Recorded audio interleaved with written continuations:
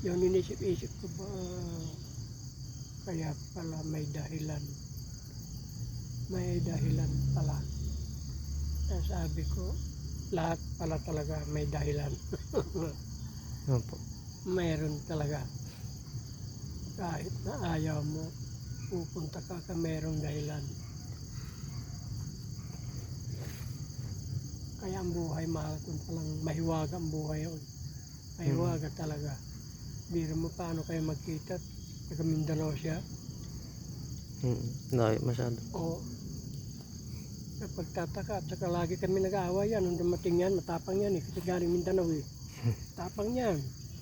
Tapang yan. Pero mabait siya, mabait siya. Oh.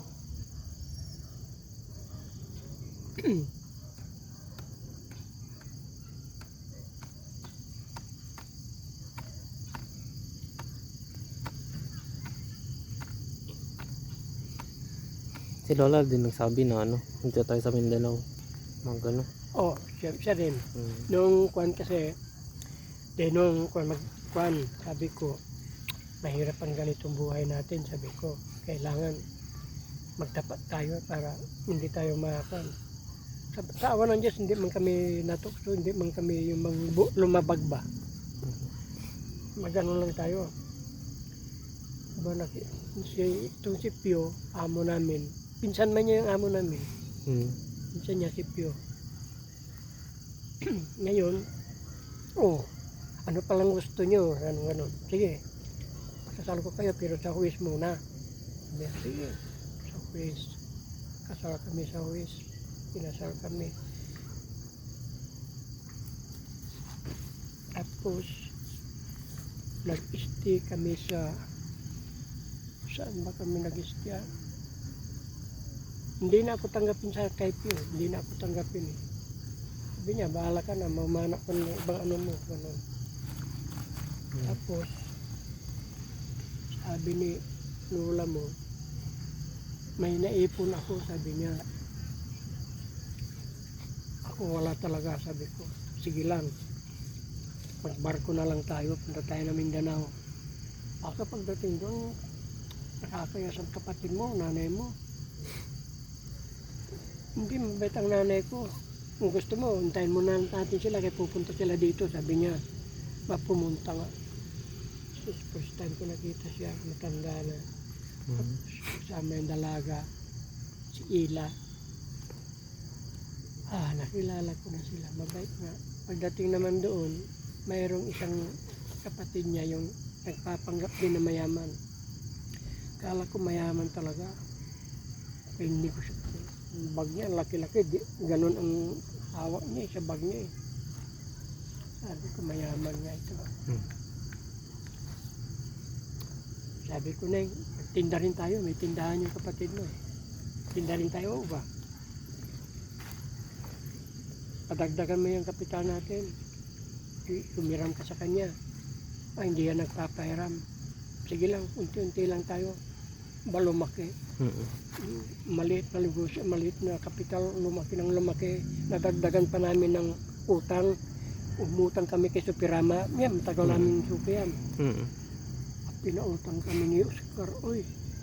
Tapos yung katabi niya.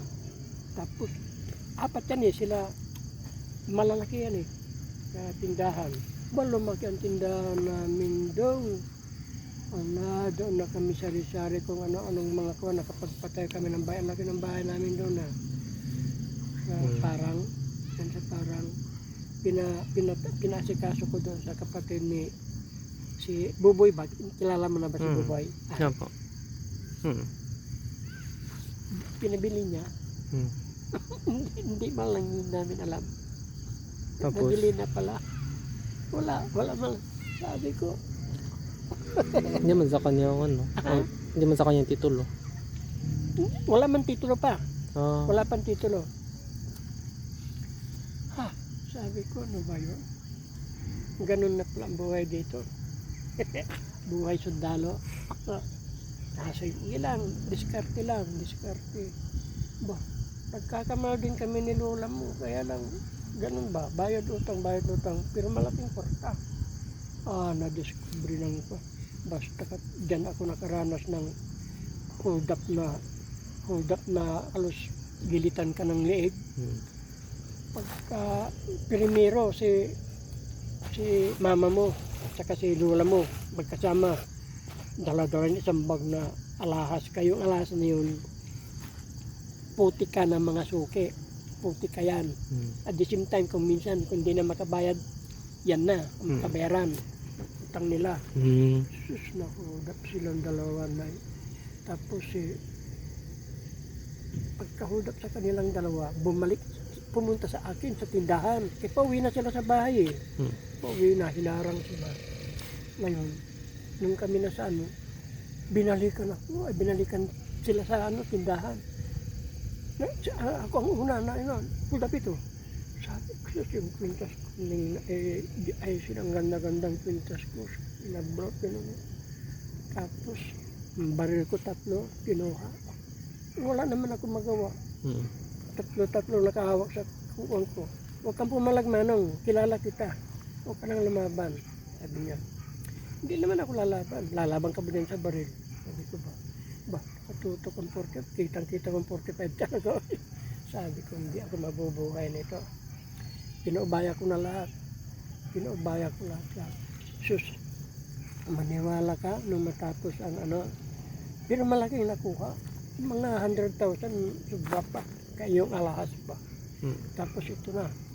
Nung kunan, tahimik na. Tingnan ko iiyak-iyak si mama mo ba? Bakit? Inano ka dayong? Sabi niya, pinakita ni mama mo ito. Ginaganon-ganon pa nga ng baril dito. Itim ito lahat. Ito. Itim. Sabi ko, Diyos ko po mga puta. Diyos ko po. Na, silang anak. Kwal lang ito. Prinsya lang ito. Sabi ko.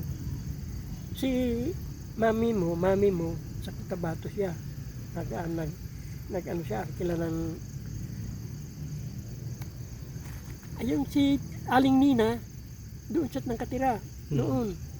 Yung Aling Nina noon, yung alam mo kayo doon, minsan doon kayo kumakain eh. Ayan, no? Aling Manong Nina, Juliet. yung tapat ng katedral. Katedral ba yun? Katedral, no? O, katedral nga. Katedral. O, doon siya. Si mama mo nagbakasyon. Sus, kaya na hold up. Sus, nung na, clearing na. Anak. Laka, yung pinaglagyan ni lola mo ng kwarta, ibili ng bigas bukas. Kinabukasan. Na 70,000. Kaya pala hindi nila binuksan, hindi mabuksan. Nagkataon na humarang yung ba talaga sigurong talaga. Pero pag ako magbukas man. Nung sila Hindi na mabuksan. ay hindi ginaganon pa eh. Hindi na mabuksan. Na pagkakita ko nandito yung kwarta. Sabi ko, lakad na. Tuwang-tuwa rin si nanay ba, si lola mo. Tuwang-tuwa rin ako ba. Lakad ako. Pagdating ko dun sa may mga tindahan, mga lata ng oil, sus yung kwintas ko, inabrot binusan niya siguro kaagad ba? Nahulog. Binusan niya. Naiikwan, nakalabas yung dulo. Siguro kaya hindi man nagkakuan. Yung pendant. Yung pindan naiwan sa bulsa niya. Yung kwintas ang Yung kwintas yun na nahulog, hindi niya alam. Kwintas ko to. Yung pindan wala na. Sabi ko ba, hindi talaga kanila ito. Pero tingnan ko yung baril ko kuha. 338, isang snubnos, tapos 22 na ang bala ay Armalite. Iyan lahat yan puro nakuha ko sa mga pulis. Pag hindi na sila makabayad, Bigay nila yun. kaya na yan pare. Baka madali ako rito ha. Sus, talaga. Sabi niya, wala yan. Wala naman papilis yan eh. Kilala man pala kayo pulis. Di nyo nang yung may makilala man pala kayo pulis. Kilala namin lahat. Hindi man sila makikialam. Hindi sila makialam? Tapos sa alap ng outpost nga, katabi ng outpost ang tindahan. Hindi sila makialam nandiyan. Sila may utos eh. Pero hindi Christian. Ang Christian malayo doon. Kung halimbawa, ikaw ang may problema, doon ka magpunta sa kanila. Mm. Kaya kung magpunta ka dyan, mapapahamak ka lang. Kaya tutukan ka ng bayo. Upo! Ganun sila. Kaya mga walang ano eh, mga walang inabot ba? Mm. Naging pulis lang. Kawawa ka. Tapos pag sarado na ako ng gabi, tuk-tuk. Sino yan? Kumpare mo. Sinong kumpare ko? Si Juan. Tuto. Eh, bakit? Ano bang problema? Isang buti lang. Eh, puta. Mm. Bigay ka na eh. Nakaready man ako. Talagang bumili ako ng para sa kanila. Mm. Bigay na. Pare. Salamat pare. Kailang. Gabi. Ganun. Hindi na matapos. Tapos kung merong ko naman pulis na yan, yung ano, kasayahan, pare, bigay ka naman isang kiss na ano. Mm. Hindi ka makatanggi talaga eh. Kaya kung tatanggi ka, ligutin nila yung tindahan mo. Gamitan nila ng yung bolt na malaki, yung Mm. Bolt cutter. oo, basta yung tindahan ko masagot. Mm. Tanggal lahat, pati bigas, isang truck good, kinuha. Yung tapos, nagtitinda si lula mo ng, yung pabango, ang tawag dyan. Yung mga pabango. Perfume. Ha? Mga perfume. Yung mga perfume, mga sikat na, ano yan, ano Mm. yan. Lahat. Tapos kinabukasan, magtitinda pa sila ng perfume sa harap do. Perfume, sigarilyo ko, 10 case, kuha. Mm. O, kaya yan ako nagkaluko. Pero sa awa ng Diyos naman, nakapagtataka na okay man ang buhay namin ba. Tapos pautangin pa rin kami. Mm. Makautang pa rin kami. Na, yan si Oscar. Mayroon kaming naiwan na utang dyan na may gitsyatang 15,000. Kilala man nila si Mami Mok. Tinulatan nila sa Notre Dame. Mm. Ay, no, dipid na yata siya. Mm. Dipid na siya. Pinita nila. Siya pinabayan. Binayaran ni Mami. Kaya minsan naiya ako kay Mami. Sabi ko, hala ka, kilala ka eh. Binayaran ni Mami.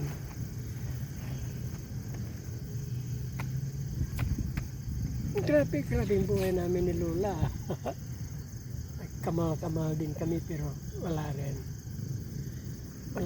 Hindi na natulong. Mm. Kapag patay kami ng bahay, wala rin, niloko rin. Kasi sa parang kasi buhay sundalo. Sundalo. Nakaranas din ako magawak ng sundalo na ilang libong sundalo. Mm. Ang 1,000, 1 piso ang sayo. 1 piso ang sayo. Kada magdating ang cheque, ganito kakapal ang cheque ah. Pinaka mababa ang 3,000. Mm. Lahat basta pagdating pangus ako ba si Lola, pag nung clearing na makita mo ang tubo mo malaki, bawal pala yan. Mm. Bawal sa Diyos ba? Bawal. Mm. Bawal pati yung 5-6. Bawal yan. Bawal. Basta si Lola, tigil na ako sabi ayaw ko na, takot na ako. Sabi ayaw nga naman. At yung pag-awa ng sundalo, ayaw, yun ay kinabuhay ni Lola mo Ipay. Mm. Yan. Kaya sabi ko, pag ayaw ng Diyos talagang masama. Talagang, nagpursige si Lola mo na tigil tayo, sabi niya. Oo ba? Parang gabi na. Mm. Tayo na. Tayo na. Tayo na. Mm. Wala na yata tao. Meron pa doon na sasakyan.